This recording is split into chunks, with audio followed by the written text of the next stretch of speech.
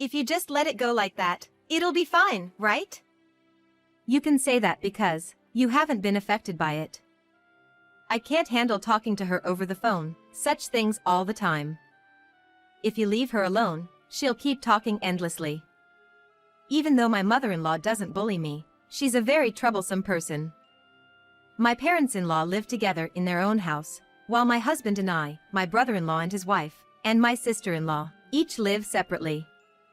If we travel by car, each residence is within a 1-hour distance, so we can visit back and forth. That's why we always go to my parents-in-law's house during the Bon Festival and New Year, and there is at least minimal interaction between siblings. The three of us, myself, my sister-in-law's wife, and my sister-in-law, have almost no age difference, so we manage to get along well. But maybe my mother-in-law feels lonely, since all the children have left the parents' house, so she calls me, my brother-in-law's wife, and my sister-in-law, almost every day. The topics of our conversations varied. All of them were nothing important. The household appliances in the parents-in-law's house. Are something wrong? Some part of her body, like her throat, waist, shoulder, knee, etc., is hurting. A stray cat entered the yard and made a mess, or she keeps changing the subject and talks for at least 30 minutes.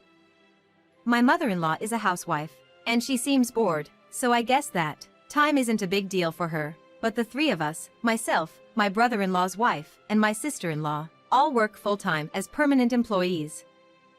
We don't have much time to keep her company all the time. If my mother-in-law, who has never worked or had experience in society, can't understand that women's work is hard, then we have no choice but to directly teach her that women's work is not just a side job. We firmly insisted, wrapping our words in euphemism, telling her to stop calling us during work because it's annoying. However, my mother-in-law is not understandable, saying, I'm not spending hours on the phone, so just let it slide. And then she keeps calling. My sister-in-law asked my father-in-law, Dad, both I and my sisters-in-law are working, and it's bothering us when we get called during the day, with no reason. We've tried telling her, but she doesn't listen. Can you ask her to stop? But my father-in-law, who is known for his helpless attitude, replied, No, even if I say something, it's the same. She must just feel lonely.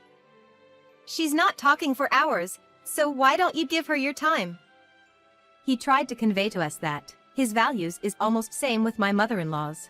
Even his own daughter's words have no effect. It seems unlikely that anything I or my sister-in-law's sister-in-law say will make a difference.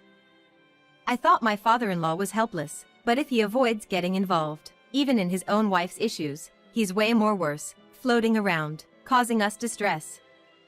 Since we can't rely on my father-in-law, who is close by, and even my sister-in-law, who is his own daughter, can't make her listen, the only option left is to ask my husband and brother-in-law to do something about it. You can see a tendency where my mother-in-law is weaker towards my husband, who are her sons and brother-in-law, rather than my sister-in-law, who is her daughter. If the two of them make a move, maybe something can be done. But they are ultimately the sons of my father-in-law, who is helpless. Whether we push or pull, there's no response. Even if my sister-in-law and I ask, We want you to tell our mother to stop calling during work, because it's annoying. They both give us a cold response, saying, If you just let it go like that, it'll be fine. It's not fine, that's why we're asking. Even if we tell her that we're busy and to talk later, she's someone who completely ignores it. Ignoring her doesn't work, because she'll keep talking until we respond, and it never ends. After all, she's calling because she wants attention, and it won't stop until she's satisfied. My husband and brother-in-law don't understand that at all. In the first place, my mother-in-law wants attention from my husband and brother-in-law rather than us, so she should call them directly instead of us. My mother-in-law seems to think that she shouldn't disturb the men while they're working, so if there's no urgent matter, she won't call them. It doesn't matter if it's a man or a woman, right? No matter who they are, you should not disturb them while they're working. Anyway, it's clear that the men in this household are useless in solving the problem. If that's the case, we have no choice but to solve it ourselves. However, we have already confirmed that direct communication with my mother-in-law doesn't work. So, I think, we need to make her experience something that makes her want to stop making phone calls. It would be even better if we can also teach those men who showed no intention of solving this matter, claiming that it's not their concern. The three of us will put our heads together and discuss. When three people come together, they bring different perspectives. While exchanging ideas, we finally came up with a strategy. It's not something complicated. Just changing settings of my mother-in-law's cell phone a little. We will change some of the phone numbers in my mother-in-law's phone book to different numbers, while keeping the registered names the same. My mother-in-law is not good with technology. Even registering phone numbers is done by my sister-in-law. Once they are registered, it's just a matter of selecting the names. If my mother-in-law is itching to talk, she probably won't bother checking the phone numbers. She will surely call the changed numbers without realizing it. In fact, my sister-in-law was the one who changed the phone numbers. She can get close to my mother-in-law's phone without arousing any suspicion. The changes are as follows: changed my number to my husband's. Changed my brother-in-law's wife's number to my brother-in-law's. And changed my sister-in-law's number to my father-in-law's sister, my aunt-in-law. The reason we didn't change my sister-in-law's number to my father-in-law's is that, if it's connected to him, it would be easily discovered at home, and there's a risk of the plan being exposed. Besides, our main target is not the men, but my mother-in-law. Although my sister-in-law and I have only met a few times, we don't know much about each other. However, according to my sister-in-law, she is the strongest person among our relatives, and even my mother-in-law, who doesn't listen to anyone, can't ignore her, and the toxic men cannot ignore her opinion either. I feel sorry for involving our aunt-in-law, who is unrelated to this matter, but if involving her ensures a definite solution, then it's the right choice. This is my sister-in-law's assertion. My sister-in-law will execute the plan, and even though she's the youngest, she can be considered our leader. We trust what she says. It's worthy of our full trust. My sister-in-law and I nodded silently, agreeing with her opinion. My sister-in-law successfully changed the phone numbers without any issues. Of course, my mother-in-law didn't notice the change, and continued making calls as usual. The ratio of calls from my mother-in-law was 4 to me, 4 to my sister-in-law, and 2 to another sister-in-law. Now, it will be evenly distributed among my husband, brother-in-law, and aunt-in-law. When my mother-in-law intended to call us, she ended up connecting with the men, and initially, it seems she was quite confused. Well, it's understandable, since she thought she was calling us as usual. However, she didn't have any bad intentions when making the calls in the first place, so she quickly regained her composure. In fact, she seemed delighted to unexpectedly connect with her beloved sons, and continued talking happily. When she accidentally connected with my aunt-in-law, she immediately hung up and said, "Sorry, wrong number." While my mother-in-law had been considerate in the past, to avoid bothering the men, now that her calls reached them instead of us, it seems she put aside her previous considerations and happily said, "Well, it can't be helped. I meant to call my daughters-in-law, but I end up talking to you," as my husband later mentioned with a tired expression. She only called my aunt-in-law once, and never again, so the ratio of calls has settled into a 1-to-1 ratio between my husband and brother-in-law. While my mother-in-law is overjoyed, my husband and brother-in-law are screaming in frustration. No matter how many times they tell her they are busy, she keeps talking non-stop. Even if we forcefully end the conversation and hang up, she calls back after a while, causing them a great deal of trouble. What's worse is that now, due to our strategy, my mother-in-law is in a very good mood. She calls us thinking she's talking to us, but it ends up connecting to my husband and brother-in-law. She seems to accepted that it can't be helped. She completely forgets about calling my sister-in-law and connecting with my aunt-in-law. Our main goal is to make my mother-in-law stop calling us, so if my husband and brother-in-law check her mobile phone, the problem would be resolved. However, in the current situation, we can't say we have achieved our goal. Since my mother-in-law is not comfortable with my aunt-in-law, I don't think she will willingly create an environment where my aunt-in-law scolds her by attempting to call my sister-in-law again. In a last-ditch effort, my mother-in-law apparently consulted my father-in-law about calling my sister-in-law's number and connecting with my aunt-in-law.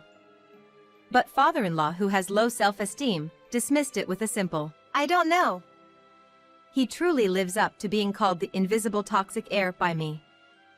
From our perspective, just by making my aunt-in-law receive a call from my mother-in-law once, we can consider it a success in involving my aunt-in-law. Now, all we need to do is take action ourselves. So, we decided to prioritize punishing my husband and brother-in-law. My husband, fed up with my mother-in-law's calls, complained to me, "What's going on? Mom insists that she called you. Even though I told her I was busy, she didn't hang up at all. It was really tough." But I smirked and replied, "I don't know, who my mother-in-law is calling.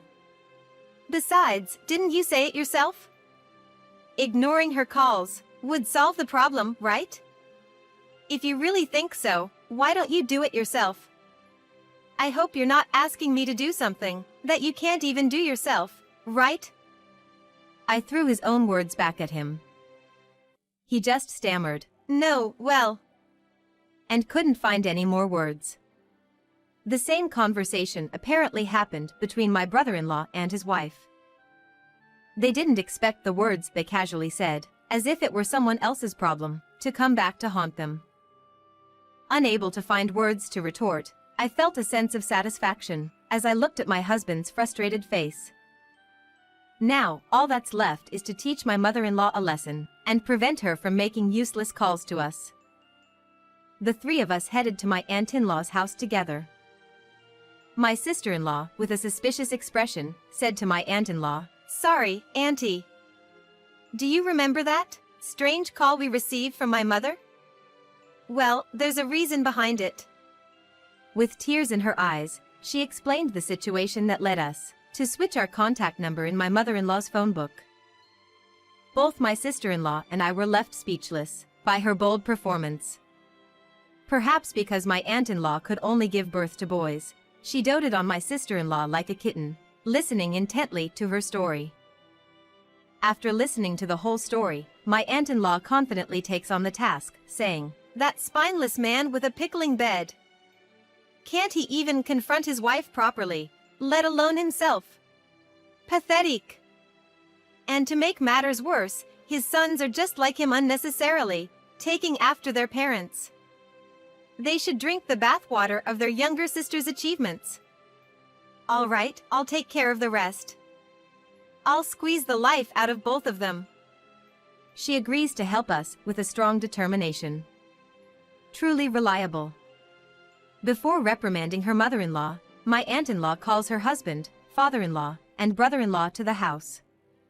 She unleashes her wrath upon them for not lending a hand when we were in trouble. "What's the meaning of three men standing together and not offering any help? Don't you care about your daughters, your sisters, and your wives? You flimsy curtains. If you're pushed by a mere breeze, you'll flip over, you idiots." Her way of scolding is unique, but the three of them are unable to retort in the face of her furious anger. They all kneel in front of my aunt-in-law, their heads hung low in defeat. Especially my husband and brother-in-law, who have already been cornered by us. Show an extreme level of disappointment. Maybe we could have been a bit gentler with them, haha. Having successfully cornered the men in front of us, my aunt-in-law leads all of us to the in-laws' house. Interestingly, as soon as my aunt-in-law's mother-in-law saw her, she seemed to sense something and tried to escape even though there was nowhere to run. Following my aunt-in-law's instructions, my husband and brother-in-law captured the mother-in-law and made her kneel in front of my aunt-in-law. The mother-in-law's forehead was dripping with sweat. It seems she has a foreboding feeling. My aunt-in-law looked down at her and scolded, "You, thinking that just because you're frolicking around like a carefree dragonfly, you think other women are the same? All three of us are working hard. They don't have to accompany you in wasting your time. She scolded her and brought her face closer. The mother-in-law, who had turned pale, heard my aunt-in-law say, Fine. If you have so much free time, I'll accompany you in killing time. Starting tomorrow, come to my house every day. I'll make sure you never feel bored again. The mother-in-law desperately pleaded. I'm sorry. I won't call anymore, so please forgive me. But my aunt-in-law never take her words back. The mother-in-law began to cry miserably, but in the end, no one comforted her. From the next day onwards, she would receive one-on-one sessions with my aunt-in-law, thoroughly learning about the history of the husband's family and receiving re-education in household chores. Thanks to that, the mother-in-law no longer called us during our work. My aunt-in-law's adorable niece expressed gratitude and started visiting our house even more than before, making my aunt-in-law very happy. The men also returned to their peaceful everyday lives, so they have no complaints. As for the mother-in-law, who was previously bored and lonely, now that my aunt-in-law pays attention to her every day, her days have become fulfilling. Yeah. Everyone is happy now, haha. Thank you for watching until the end.